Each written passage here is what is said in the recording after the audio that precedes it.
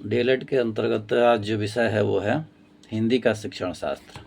हमने इसके पहले भी बहुत सारे विषय को पढ़ा है और आज हम पढ़ेंगे हिंदी का शिक्षण शास्त्र। हिंदी क्या है, हिंदी कैसे पढ़ाया जाता है, हिंदी का क्या महत्व है।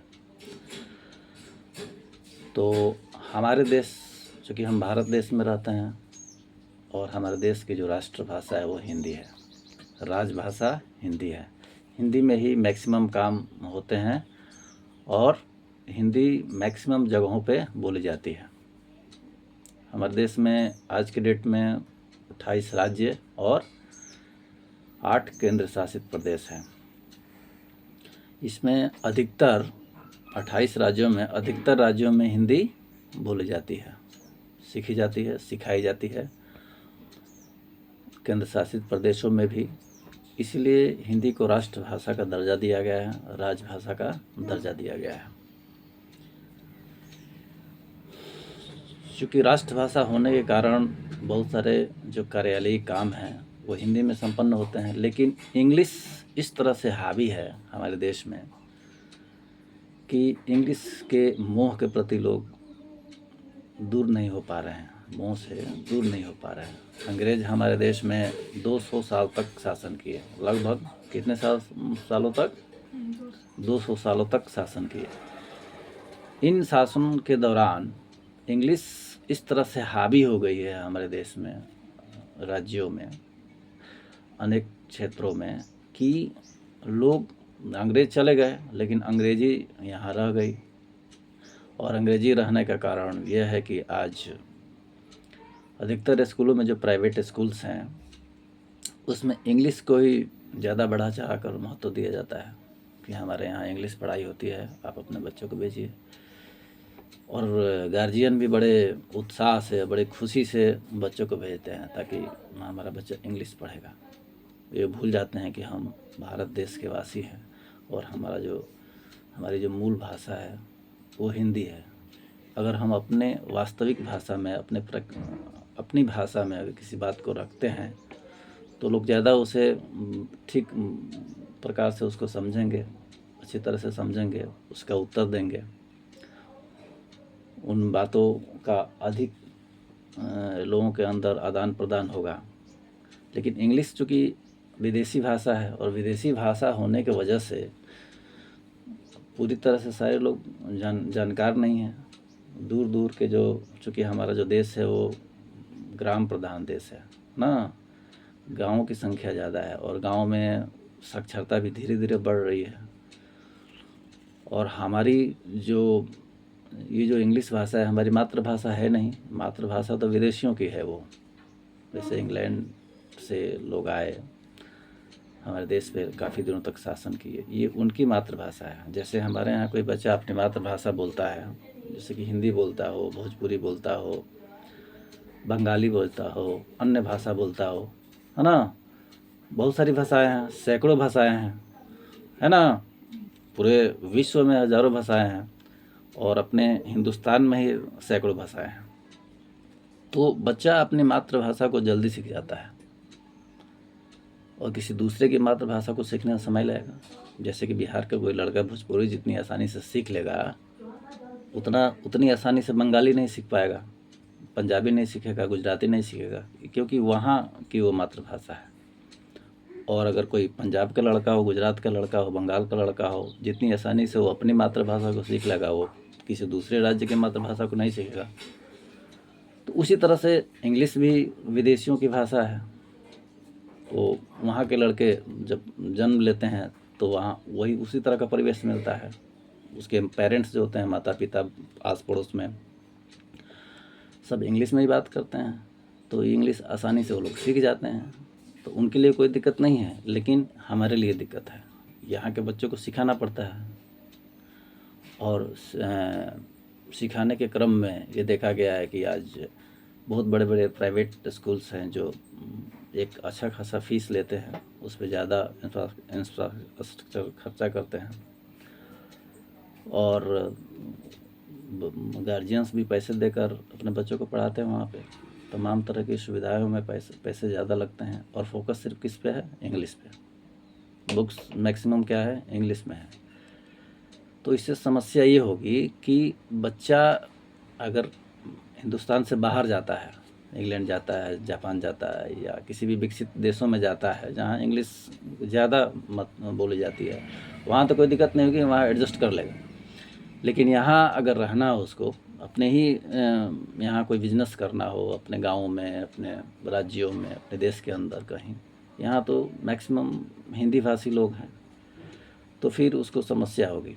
अगर इंग्लिश में ही शुरू से अगर उसको ध्यान दे दिया जाए, फोकस कर दिया जाए, हिंदी उसको समझ में नहीं आए और यहीं पे उसको कोई काम धंधा करना हो, तो फिर यहाँ प्रॉब्लम उसको होने लगेगा। लेकिन अब है कि इंग्लिश चूँकि इंटरनेशनल लैंग्वेज है, ऐसा नहीं है कि इंग्लिश हमें नहीं सीखनी चाहिए, इंग्लिश सीखनी चाहिए और ज़रूरी भी है। बल्कि इंसान को तो जितनी ज़्यादा भाषाओं का ज्ञान हो उतना ही अच्छा है। एक भाषा, दो भाषा, तीन भाषा, 10-20 भाषा की आज के डेट में, आज के युग में जितनी ज़्यादा भाषाओं की जानकारी हमें होगी उतना ही हमारे लिए बेहतर है। क्योंकि अगर हम यहाँ से निकल कर, अपने देश से निकल कर किसी दूसरे देश में जाते हैं, या अपने राज्य से निकल किसी दूसरे राज्यों में जाते हैं, तो अगर वहाँ की भाषा हमको जानकारी होगी तो हमें वहाँ सामंजस्य स्थापित करने में काफ़ी सहूलियत होगी और हमें अच्छी तरह से वहाँ एडजस्ट कर लेंगे।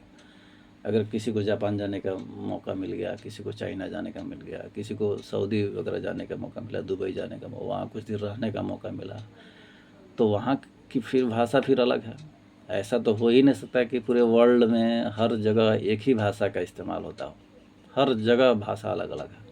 बताया गया था कि हर जगह भाषा अलग है, पहनावा अलग है, वेशभूषा अलग है, सब चीज़ थोड़ा थोड़ा डिफरेंट हो जाता है। इंसान ही अलग टाइप का है, मतलब सभी लोग एक जैसे नहीं होते हैं।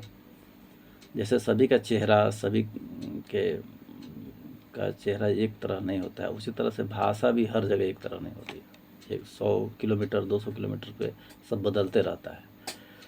200-400 किलोमीटर हर राज्य में जाएंगे तो उसका एक अलग ही अंदाज देखने को मिलेगा भाषा का, वहाँ के पहनावा का, वहाँ के रंग रूप का, वहाँ के लोगों के रहन सहन का। जितना ज़्यादा विकसित कंट्री होगा, वहाँ टेक्नोलॉजी जितनी ज़्यादा होगी, वहाँ का हिसाब किताब भी कुछ अलग होगा। तो इंग्लिश पढ़ना ज़रूरी है, जानना ज़रूरी है। इंग्लिश के अलावा और भी भाषा, उर्दू कोई जाने, फ़ारसी जाने, अरबी जाने, या अपने ही किसी अन्य राज्य में जो व्यक्ति रहते हों किसी अन्य राज्यों की भाषा जाने। अगर कोई बिहार में रहता है तो पंजाबी जाने, गुजराती जाने,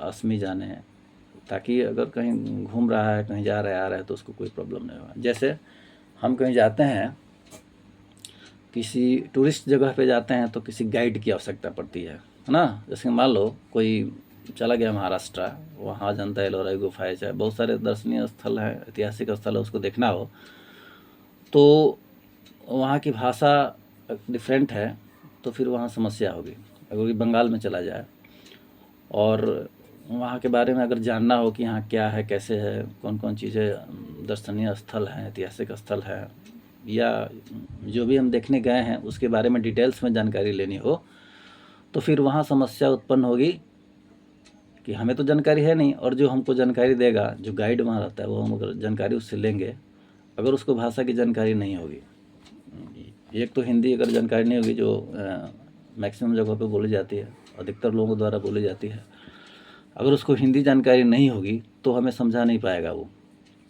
या फिर जो लैंग्वेज वो जानता है वो हमको जानकारी नहीं होगी तो फिर हम नहीं समझ पाएंगे। अगर वो बंगाली जानता है, हम भोजपुरी जानते हैं, तो फिर अगर वो बंगाली में बताएगा तो हम कैसे समझेंगे, नहीं समझेंगे। तो उसको भी भाषा आनी चाहिए, जिस भाषा में वो हमको समझाना है, समझा रहा है, हमको वो भाषा भी आनी चाहिए। अगर वो इंग्लिश में हमको समझा रहा है तो हमको इंग्लिश आनी चाहिए, तभी तो हम समझेंगे। भाषाओं का आदान प्रदान जो होता है, जब हम समझेंगे उसकी भाषा को, तभी तो सीखेंगे, है ना। तो भाषाओं में क्या होता है कि विचारों का आदान प्रदान होता है ना। हम अपनी बातों को किसी दूसरे के समक्ष रखते हैं और दूसरा हमारे समक्ष रखता है अपनी बातों को, और इससे क्या होता है, विचारों की अभिव्यक्ति होती है। हम अपनी बात उसको उसके सामने रखते हैं, वो हमारी बात हमारे सामने रखता है। तो इस परिप्रेक्ष्य में देखा जाए तो हमारा जो देश है, हमारे देश भारत में हिंदी को राष्ट्रभाषा का दर्जा दिया जाएगा, अर्थात हिंदी हमारे पूरे देश की भाषा है, पूरे राष्ट्र की भाषा है, हर राज्यों में बोली जाएगी, हर राज्य के लोग इसको पढ़ें लिखें, इसको अपनाएं, इसमें बात करें, ताकि हमारे देश के जो लोग हैं एक दूसरे के साथ भाईचारा कायम रहे, कहीं भी जाए उनको कोई किसी तरह की कोई दिक्कत नहीं हो, है ना, किसी की बातों को समझने में कोई दिक्कत नहीं हो, किसी अन्य व्यक्ति से कोई सहारा लेने की आवश्यकता नहीं पड़े। जब मैक्सिमम लोग हिंदी जानेंगे तभी तो सभी जगह जब बोलने लगेंगे लोग, तो कोई कहीं भी जाएगा उसको उसी तरह के लोग मिलेंगे अधिकतर, कि हम जो भाषा बोलते हैं वो उसको भी आता है। लेकिन ऐसा आज के डेट में भी पूरी तरह से संभव नहीं हो पाया है, क्योंकि आज के डेट में भी हमारे देश में भाषाई स्तर पे या जातिगत स्तर पे इतनी विभिन्नताएं पाई जाती हैं कि भाषा के आधार पर भी मतभेद किया था। अपने ही देश के लोग अपने ही देश के लोगों से नफरत करते हैं। असम में कुछ दिन पहले बहुत सारी हिंसाएं हुई थी, महाराष्ट्र में हुआ था कि ये इस क्षेत्र से आए हुए हैं और ये इस क्षेत्र से आए हुए हैं, इसको लेकर कभी कभी झगड़ा होते रहता है, यहाँ तक खून खराबे तक कभी नौबत आ जाता है। अपने ही देश के लोग हैं, अपने ही देश के लोगों से लड़ते हैं, तो ऐसा नहीं होना चाहिए। असम में काफ़ी दिनों पहले बहुत सारे लोगों की जानें चली गई थी, लोगों को मारा जाता है, पीटा जाता है कि इस क्षेत्र से आए हुए हैं। तो जब हम अपने ही यहाँ अपने देश में आपस में लड़ेंगे भाषा के आधार पर, जाति के आधार पर, धर्म के आधार पर, तो फिर बाहर क्या होगा। तो चूँकि भारत हमारा जो है आज के डेट में एक विकसित देश है और ये विकासशील देश है। एक विकसित देश होता है जैसे चाइना, जापान वगैरह, फ्रांस, और ये विकासशील देश है। तो अभी हम विकास कर रहे हैं और हमें विकसित देश बनना है, तो हमें हर बिंदु पर ध्यान देना होगा। तो भाषा के संदर्भ में हम ये देखेंगे कि हिंदी को विशेष स्थान मिलना चाहिए, विशेष स्थान है भी, लेकिन इस पर और ज़्यादा जोर देने की आवश्यकता है ताकि लोग सारे काम हिंदी में करें। लेकिन इंग्लिश में मैक्सिमम काम आजकल इंग्लिश में ही हो रहा है, मतलब कार्यालयी भाषा के रूप में इंग्लिश का प्रयोग ज़्यादातर हो रहा है। बहुत सारे जगहों पे हिंदी के साथ साथ, हिंदी को तो स्थान दिया ही गया है, जो भी ऑफिस में काम होते हैं उसमें हिंदी के साथ साथ इंग्लिश को भी विशेष महत्व दिया गया है। और कुछ जगहों पर तो इंग्लिश को इतना विशेष महत्व दे दिया गया है कि सिर्फ इंग्लिश में ही सारी बातें लिखी जाती है, पढ़ी जाती है, समझाई जाती है, सामने वाले को दिक्कत महसूस होती है। कोर्ट में हमारे यहाँ मैक्सिमम इंग्लिश का प्रयोग किया जाता है, जबकि कोई गांव का व्यक्ति हो, गांव समाज से गया हुआ हो, उसके साथ कुछ प्रॉब्लम हो, घटनाएं घटी हुई हो, वहाँ कोर्ट में जज अगर इंग्लिश में उसके सामने लेक्चर दे रहे हों, है ना, 1 घंटा इंग्लिश में ही लेक्चर दें, वो बेचारा गांव का कोई आदमी है, भोजपुरी जानता हो या बंगाली जानता हो, कुछ जानता हो, क्या समझेगा, क्या सीखेगा, वो कुछ नहीं समझ पाएगा, सज़ा सुना दिया जाएगा। अपने वकील को रखेगा, वकील समझेगा उसको।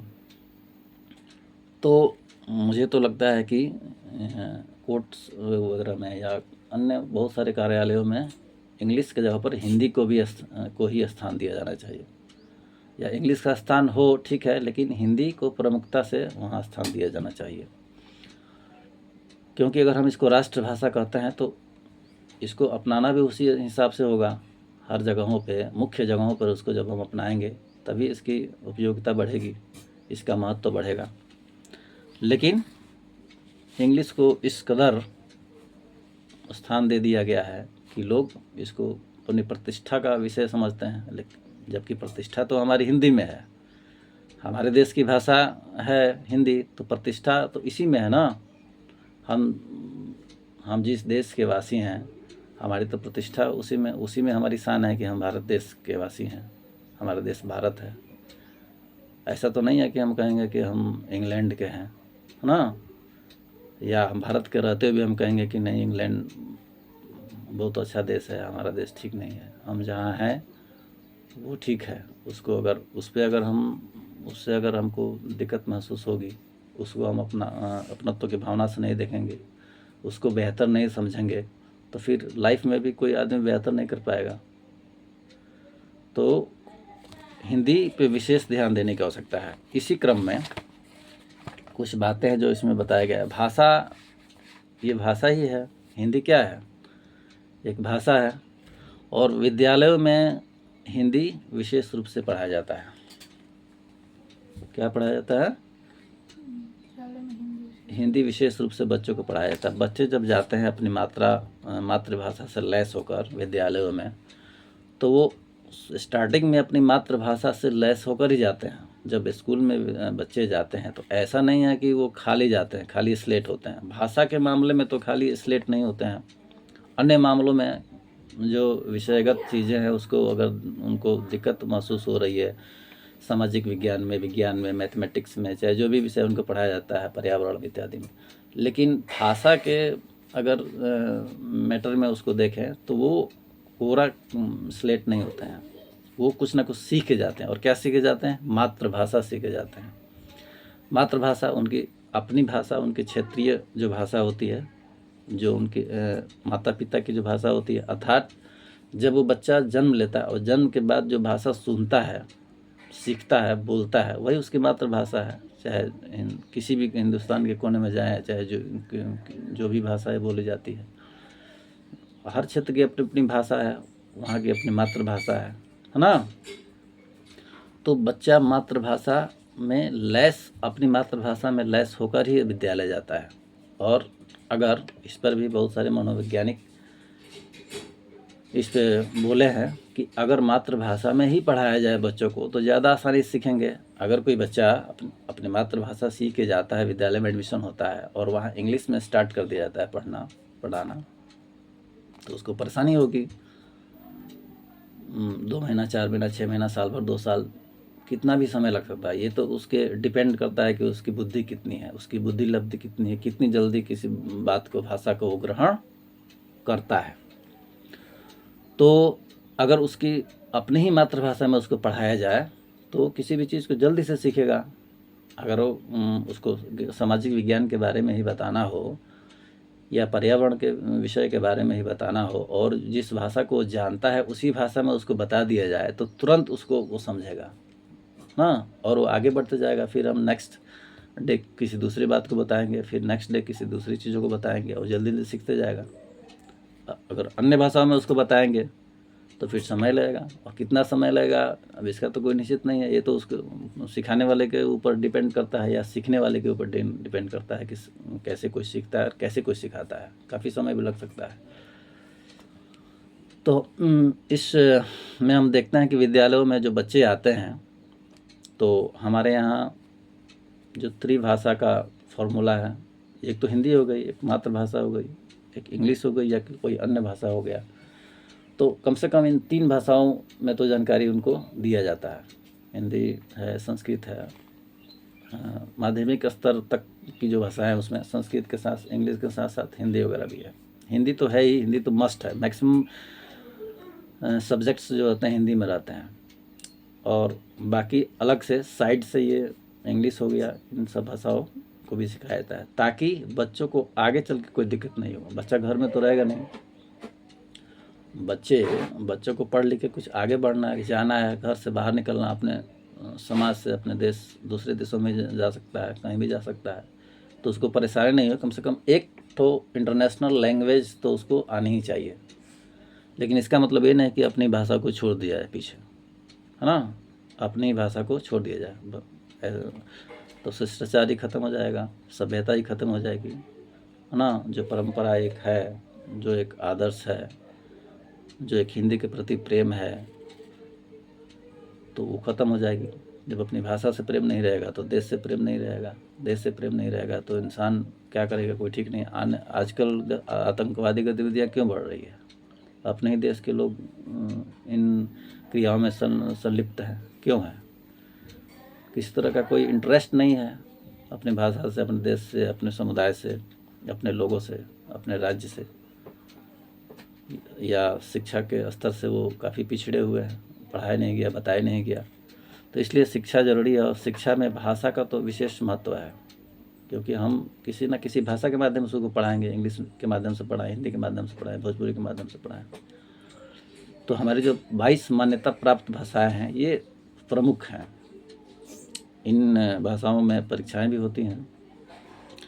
तो हम अध्ययन कर रहे हैं प्राइमरी लेवल पे, है ना। प्राइमरी लेवल पे जब हम अध्ययन कर रहे हैं तो हम देखें कि बच्चों को पढ़ाने में हम क्या एहतियात बरतें, है ना, ताकि वो आगे सीख सकें।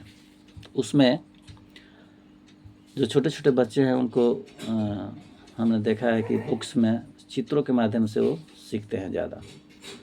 चित्रों के माध्यम से सिर्फ छोटे बच्चों को ही नहीं, बल्कि अपर क्लास में भी कोई जाता है या हायर एजुकेशन के लिए जाता है, वहाँ भी चित्रों का काफ़ी महत्व है। चित्रों से रिलेट करके बच्चों को पढ़ाया जाता है, या दिमाग पे जो एक चित्र जो जितना छाप छोड़ती है वो बाकी सब नहीं छोड़ते हैं। जैसे कहानी के माध्यम से बच्चों को जब हम पढ़ाएंगे तो क्या करेंगे, कोई कहानी एक दे दिया जाता है, कोई कहानी एक दे दिया जाता है, अधूरी कहानी एक चित्र बना दिया जाता है, और उसको उसके माध्यम से उसको बताया जाता है कि बाकी के बातों को तुम लिखो। वो चित्र देखता है और चित्र के माध्यम से समझने की कोशिश करता है कि आगे क्या होगा, किस तरह की घटनाएं होंगी। वो कल्पना करता है और फिर वो कल्पना के माध्यम से उन बातों को फिर वो उस कहानी में लिख देता है। तो चित्र काफ़ी अहम भूमिका निभाते हैं। चित्रों को देख के बच्चे आकर्षित भी होते हैं। अगर अच्छे चित्र होंगे तो बच्चे ज़्यादा आकर्षित भी होंगे। इसके अलावा पाठ्य पुस्तक का भी काफ़ी महत्व है। पाठ्य पुस्तक के माध्यम से ही हम पढ़ाते हैं, कोई शिक्षक पढ़ाता है। पाठ्य पुस्तक नहीं रहेगा तो कोई कैसे पढ़ाएगा। हमारे जो अतीत की बातें हैं, चाहे जो भी है, विज्ञान है, चाहे कुछ भी है, वो किताबों में संग्रहित रहता है, और किताबों के माध्यम से ही वो पीढ़ी दर पीढ़ी आगे बढ़ते जाता है और बच्चे उसको सीखते हैं। आज हम जो बुक्स वगैरह पढ़ रहे हैं वो लिखा हुआ ही है, वो काफ़ी दिनों से चला आ रहा है ना। अगर ये स्क्रिप्ट किसी भी स्क्रिप्ट में नहीं लिखा हो तो हम कैसे पढ़ेंगे। तो पाठ्य पुस्तक का बहुत महत्व है, और पाठ्य पुस्तक ऐसी होनी चाहिए जो स्पष्ट हो, उसके पन्ने भी ठीक हों, उसका कवर भी ठीक हो, चित्रों का ज़्यादा उसमें समावेश हो। प्राइमरी लेवल पर खासकर चित्रों का ज़्यादा उसमें समावेश किया गया हो। ऐसे उसकी लिखावट ऐसी हो ताकि बच्चे आसानी से पढ़ लें, ज़्यादा छोटा भी नहीं हो, ज़्यादा बड़ा भी नहीं हो, है ना, स्पष्ट हो। तो बुक्स का काफ़ी महत्व है। ये सब बातें पाठ्यचर्या में हमको मिलेंगी। पाठ्यचर्या जो होता है NCF 2005 में ये सब बातें बताई गई है कि जो पाठ्यक्रम होता है उसमें हमें क्या पढ़ना है, कैसे पढ़ना है, कैसे पढ़ाना है बच्चों को, वो सब बातें होती है। पूरे साल में पाठ्यक्रम में सिर्फ किताबी बातें नहीं होती है, जबकि खेलकूद भी उसमें रहता है। खेलकूद के माध्यम से बच्चों को पढ़ाना है, या और भी मनोरंजन इत्यादि हैं। बहुत सारे दिवस मनाए जाते हैं विद्यालयों में, उस माध्यम से भी उनको कुछ बताया जाता है। भाषा के स्तर पे वाद विवाद प्रतियोगिताएं होती है ना, कंपटीशन होता है। बच्चों को संवाद करने के लिए बुलाया जाता है, या फिर स्कूलों में नाटक वगैरह होते हैं ना, रोल प्ले जिसको बोलते हैं, नाटक होता है। उसमें बच्चे सीखते हैं, नाटक के माध्यम से सीखते हैं। और नाटक में क्या होता है कि नाटक के प्रति ज़्यादा बच्चे अट्रैक्ट होते हैं, है ना, क्योंकि उसमें श्रव्य और दृश्य जो चीज़ें होती है वो सब सामने होती है, देखने वाली और सुनने वाली। और ये मुख्य चीज़ें हैं, इन्हीं दोनों के माध्यम से आदमी ज़्यादातर सीखता है। तो रोल प्ले में ये सब बातें हमें प्रत्यक्ष रूप से दिखाई देती हैं। बच्चा बोलता है, संवाद करता है। नाटक में क्या होता है, एक दूसरे के साथ कन्वर्सेशन होती है, बातचीत होती है, संवाद होता है। और हम देखते तो है ही हैं, दृश्य होते हैं उसमें। जैसे मान लो श्रवण कुमार का कोई चल रहा है, रोल प्ले चल रहा है श्रवण कुमार का, उसमें कोई दशरथ का रोल लिया हुआ है, श्रवण कुमार का रोल लिया हुआ है, कोई इसके माता पिता का रोल लिया हुआ है, कोई अन्य लोगों का रोल लिया हुआ है। बच्चे सब अपना रोल अभिनय कर रहे हैं, निभा रहे हैं, लोग देख रहे हैं। तो उस क्रम में भी भाषा का विकास होता है। क्या बोलना है, कैसे बोलना है ना, इस सब भी लोग देखते हैं, शिक्षक देखते हैं। और बच्चे भी तैयारी के साथ जाते हैं और उनको देख के, उनके अभिनय को देख के बाकी बच्चे भी प्रभावित होते हैं और फिर उसको सीखने का प्रयास करते हैं, और बाकी अगले जो कार्यक्रम होते हैं फिर उसमें वो अभिनय करते हैं। तो भाषा विकास में सुनने और बोलने का काफ़ी महत्व है। सुनने और बोलने के क्रम में हम देखेंगे कि जो भाषा हम लिख के सीखते हैं या लिख के बोलते हैं, उसमें भाषा सीखने के क्रम में सुन के जितना ज़्यादा भाषा सीखा जा सकता है, बाकी अन्य माध्यम से नहीं। जब बच्चा छोटा होता है तो सुनकर ही सीखता है। कैसे सीखता है? सुनकर ही सीखता है। ऐसा थोड़ी है कि जो छोटा सा बच्चा है तो वो स्टार्टिंग में ही किताबें पढ़ना शुरू कर देता है। वो सुनता है बातों को, और सुन के वो फिर वो सीखता है धीरे धीरे, और धीरे धीरे फिर सीख जाता है। वो स्कूल जाने के पहले ही सीख जाता है, और औपचारिक शिक्षा ग्रहण करने के पहले उसको कोई प्रॉब्लम नहीं रहता है, बहुत सारी बातों को सीख जाता है। तो सुनना बेहद ज़रूरी है ना। स्कूल में भी जब बच्चा जाए तो शिक्षकों का यह कर्तव्य है कि वो बच्चों को ज़्यादा से ज़्यादा बातों को बताएं, है ना। स्पीच देंगे, कुछ बताएंगे, कहानी कहेंगे, और बच्चों को कहानी वगैरह के माध्यम से ही ज़्यादा अच्छी तरीके से पढ़ाया जा सकता है। छोटी छोटी कहानियाँ हो, ऐसा नहीं है कोई बहुत बड़ा ग्रंथ खोल दिया जाए तो बच्चा बहुत सारा क्लिष्ट शब्द हो तो बच्चा क्या पढ़ेगा, क्या समझेगा, वो तो फिर उलझ जाएगा। तो बच्चों को कैसे पढ़ाया जाता है? छोटी छोटी कहानियों को कह के। किन कहानियों को?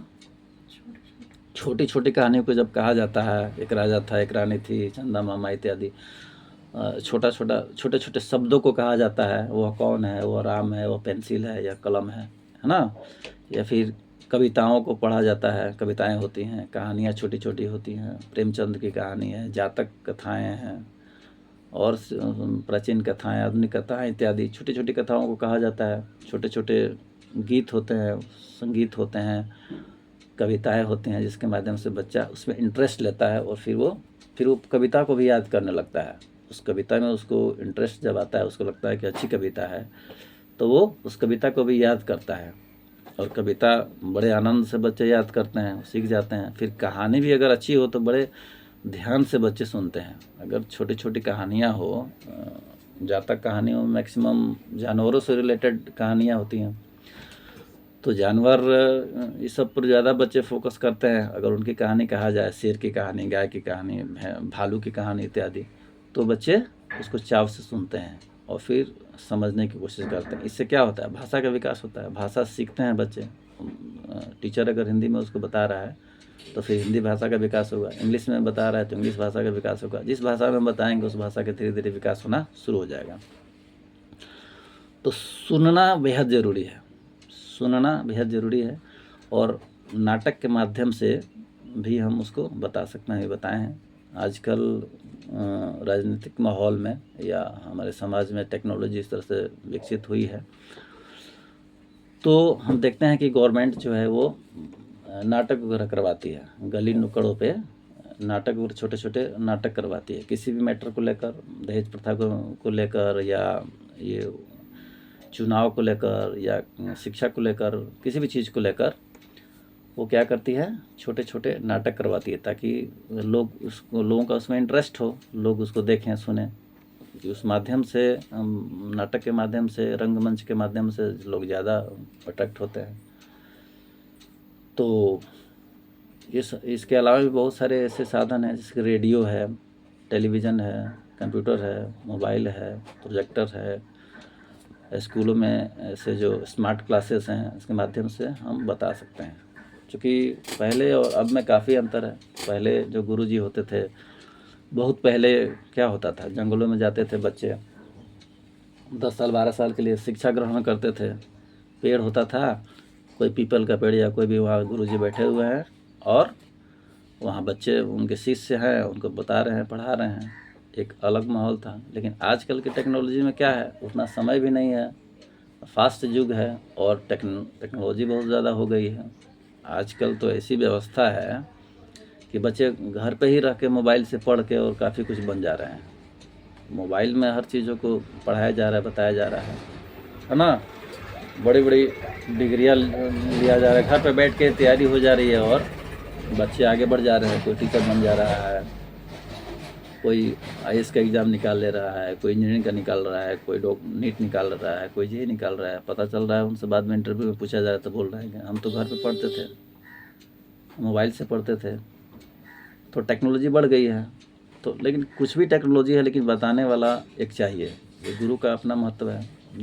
जब कोई बच्चा बहुत बड़ा हो जाता है, किशोरावस्था के बाद का जो पीरियड होता है, उसमें वो चाहे जैसे भी पढ़े, लेकिन स्टार्टिंग में तो वो ऐसा नहीं है कि टेक्नोलॉजी से बहुत ज़्यादा उसको, टेक्नोलॉजी है ठीक है, लेकिन उसको बताने के वाला भी चाहिए।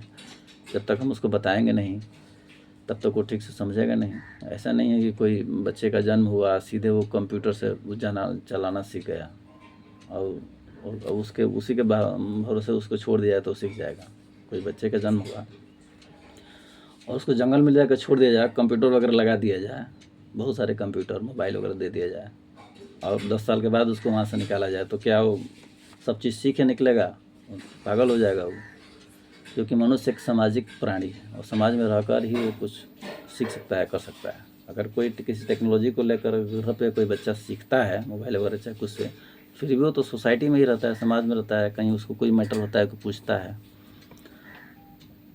जो भी उसके गुरु हैं चाहे कोई, बिना मार्गदर्शन का फिर संभव नहीं है, उचित विकास नहीं हो सकता है। इसलिए इतने सारे स्कूल्स खुले हुए हैं, इतने सारे टीचर्स हैं, लाखों लाख टीचर्स हैं, है ना।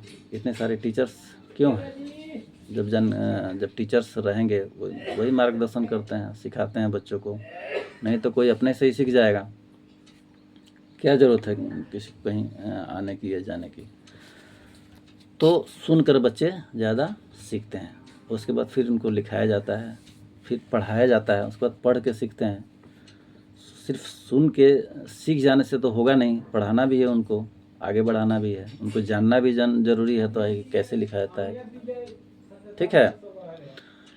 तो सुनने के बाद क्रम आता है पढ़ने का, फिर उनको पढ़ाया जाता है। तो पढ़ाने में भी कुछ सावधानी है, जैसे सस्वर है ना, स्वर के साथ उसको पढ़ना है, उसमें उसका उतार चढ़ाव भी होता है, शुद्ध पढ़ना है। स्टार्टिंग में छोटे छोटे शब्दों को पढ़ाना है, छोटे छोटे वाक्य को पढ़ाना है ना। ऐसा नहीं कि बहुत बड़े बड़े वाक्य हम किसी बच्चे को दे देंगे, छोटे छोटे बच्चे हैं उनको बड़े बड़े वाक्य दे देंगे बनाने के लिए स्टार्टिंग में ही, तो नहीं बना पाएंगे, नहीं लिख पाएंगे। सुनने के बाद फिर लेखन कौशल का विकास करना है, फिर बोलने का विकास करना है। बोलना भी है बच्चों को, ऐसा नहीं सिर्फ सुनना है, सुनेगा तो बोलेगा, लेकिन बोलने का अवसर भी उसको देना है। बहुत सारे बच्चों को जब हम बोलने का अवसर नहीं देते हैं तो दब्बू किस्म के हो जाते हैं। कैसे होते हैं? दब्बू किस्म, कमज़ोर, अपने आप को हीन भावना से ग्रसित हो जाते हैं, कर लेते हैं, बोल नहीं पाते हैं। जानकारी है लेकिन बोलेंगे नहीं, फिर क्या फ़ायदा है? तो ये जो डर होता है उसको निकालने के लिए भी आवश्यकता है कि हम उसको बोलने का ज़्यादा से ज़्यादा मौका दें। ज़्यादा से ज़्यादा वो बोलेगा, ज़्यादा से ज़्यादा उस संदर्भ को हम विकसित करेंगे तो वही बोलेगा वो। जैसे वाद विवाद प्रतियोगिता करवाते हैं हम, कोई कंपटीशन वगैरह होता है, या क्लास में अगर शिक्षक बता रहा है तो उसको बच्चों को खड़ा करा के कुछ ना कुछ पूछते रहना चाहिए ताकि कुछ बोलते रहे।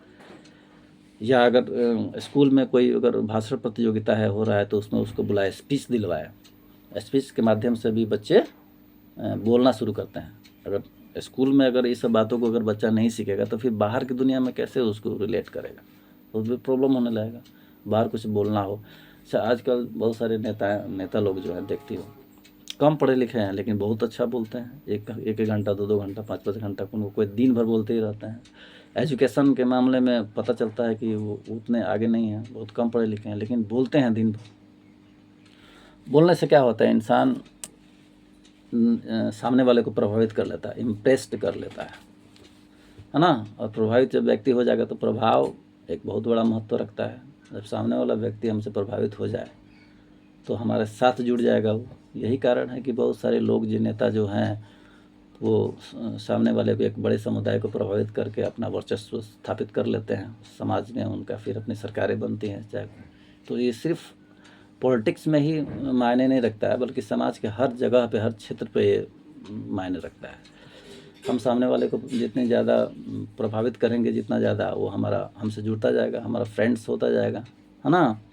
तो उसके लिए क्या है, बोलने के कौशल का विकास होना चाहिए। बोलना हमें आएगा प्रभावित करना आएगा, तभी तो हम जानेंगे। बोलने के लिए हमें सीखना पड़ेगा, समाज से जुड़ना पड़ेगा, समाज में रहकर सीखना पड़ेगा, शुरू से ही बोलने के कौशल का विकास करना पड़ेगा। ऐसे बच्चे जो आज के डेट में बड़े होकर नेता या कुछ बन के बहुत अच्छे तरीके से बोलते हैं, वो तो स्टार्टिंग से ही उस पर ध्यान दिए होंगे ना। स्टार्टिंग में ही कोई वाद प्रतियोगिता, वाद विवाद प्रतियोगिता हुई होगी तो उसमें बोले होंगे, कोई नाटक अगर हुआ होगा तो उसमें वो भाग लिए होंगे, बोले होंगे, कोई कंपटीशन वगैरह होता है उसमें वो भाग लिए होंगे, बोले होंगे। उनको ज़्यादा से ज़्यादा मौका दिया होगा, ज़्यादा से ज़्यादा बातों को शेयर किए होंगे, तो ही वो आज वो इम्प्रेस करे लोगों को। इसलिए बोलना, सुनना ये सब ज़रूरी है।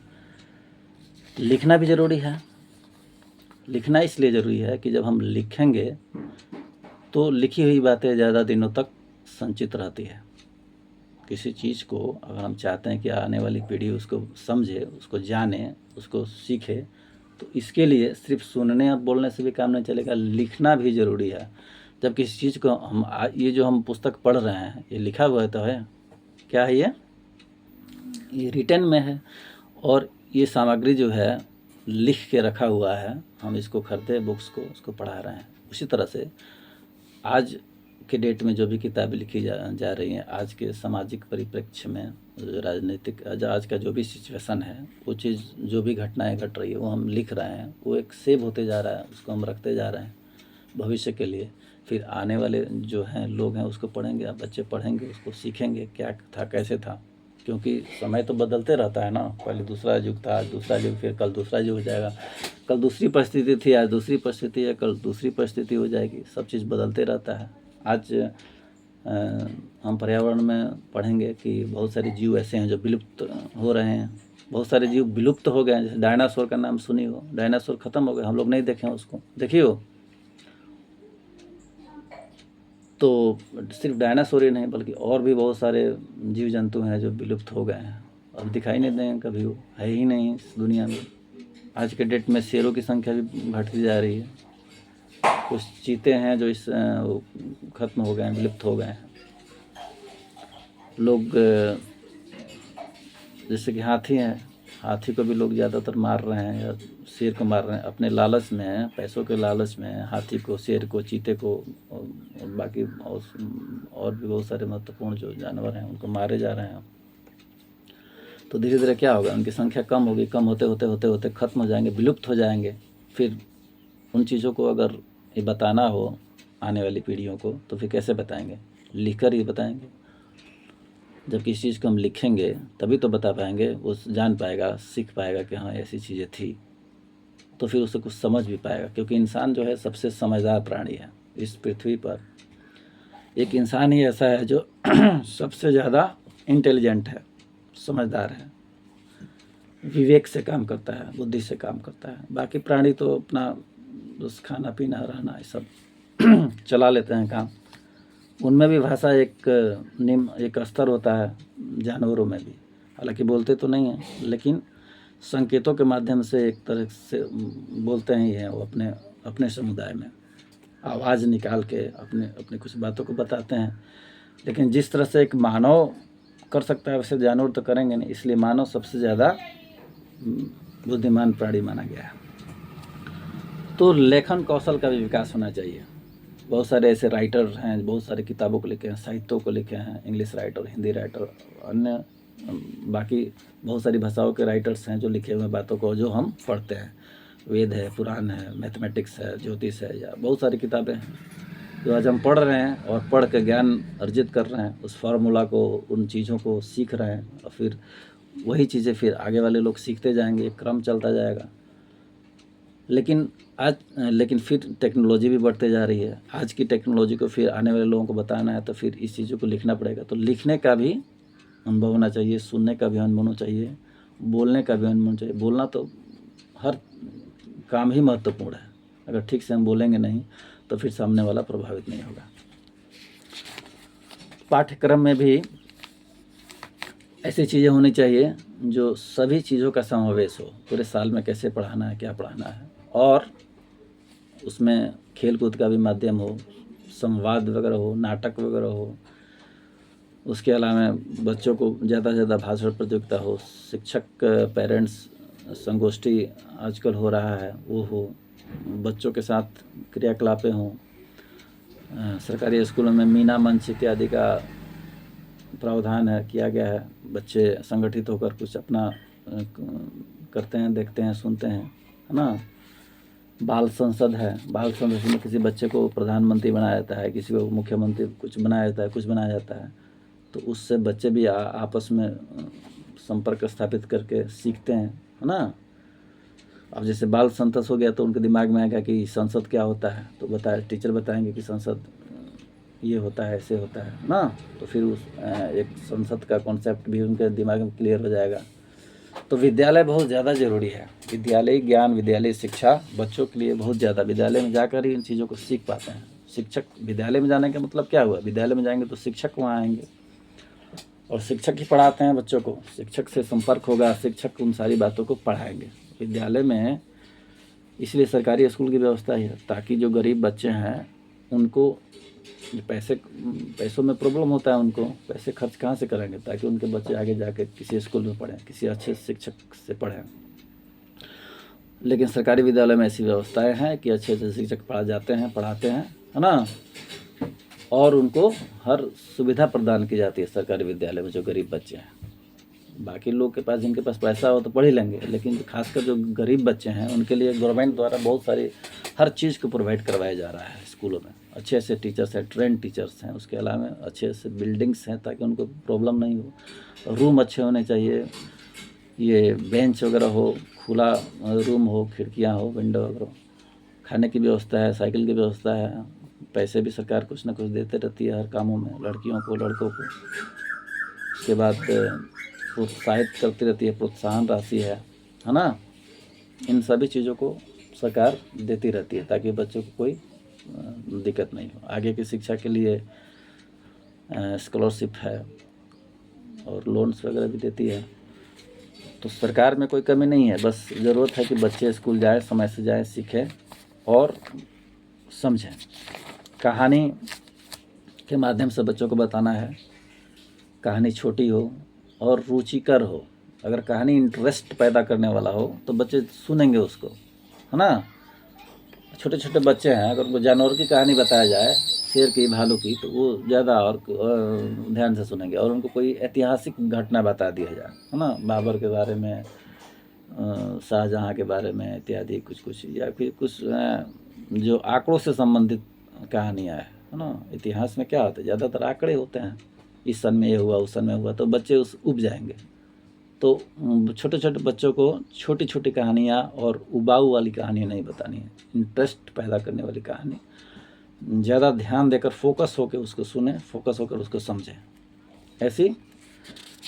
तो ये सब जितनी भी बातें हैं वो तभी होगी जब हम भाषा सीखेंगे, जब भाषा सिखाएंगे। और हिंदी के परिप्रेक्ष्य में हिंदी भाषा, हम हिंदी भाषा जब पढ़ रहे हैं तो हिंदी भाषा में ही सिखाएंगे। जिस भाषा को जितना हम बच्चों को सिखाएंगे, बोलने के लिए कहेंगे, बात करने के लिए कहेंगे, सुनने के लिए कहेंगे, लिखने के लिए कहेंगे, उस भाषा का ज्ञान उसके अंदर उतना ही ज़्यादा होगा, बढ़ते जाएगा। जिस भाषा पे हम ज़्यादा फोकस करेंगे, क्या करेंगे, तो वो भाषा उसके अंदर उतना ही उसका विकास होगा, उतना ही ज़्यादा वो सीखेगा, है ना। तो अभी इसके बारे में फिर से हम इसका सेकंड पार्ट पढ़ेंगे, है ना।